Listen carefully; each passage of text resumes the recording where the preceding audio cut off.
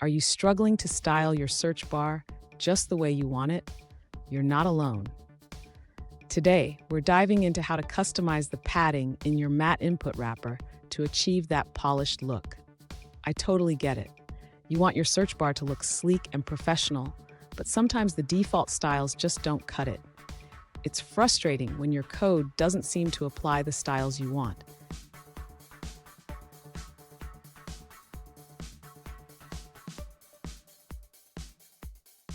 Here's the specific question we're addressing. One user asked how to overwrite the padding in their matte input wrapper. They shared their current setup and the desired look, which is a common challenge for many developers. So what's going on here? The issue often arises because of CSS specificity. Your styles might be getting overridden by other styles in the framework. Let's break down how to tackle this. And stick around.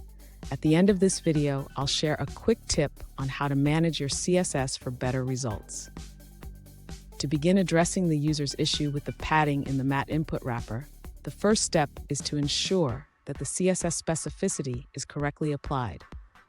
The user can increase the specificity of their CSS rule by using a more specific selector. Next, the user should check if there are any other styles that might be overriding their padding. This can be done by inspecting the element in the browser's developer tools and looking for any conflicting styles.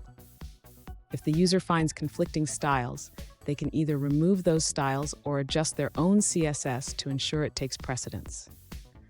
Using the important declaration can help, but it should be used sparingly. Finally, after making these changes, the user should refresh their web page to see if the padding is applied correctly. If it still doesn't work, they may need to clear their browser cache. Fun fact, did you know that the first web pages were just plain text?